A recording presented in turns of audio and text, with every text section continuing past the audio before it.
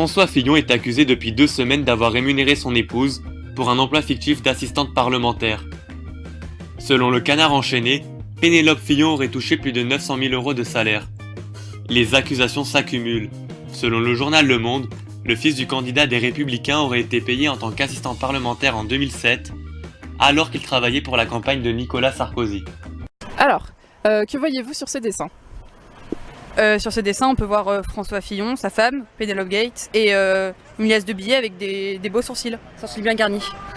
Les sourcils de François Fillon. Je vois un homme crispé, mais sûr de lui.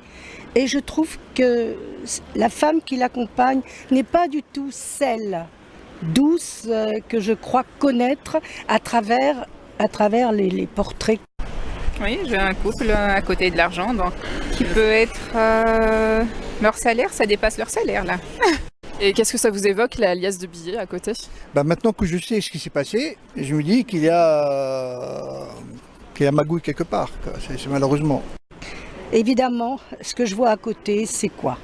C'est le symbole de l'argent, pas de la corruption. Je pense pas. Vous avez été beaucoup au courant de cette affaire qui J'ai suivi tout à l'heure, ils sont en train de faire leur mea culpa, mais... Oui, elle passe un petit peu partout, ouais. Je lis souvent le journal le matin et je l'ai vu comme ça dans 2-3 pages, du coup j'ai un petit peu lu, je me suis un petit peu renseigné.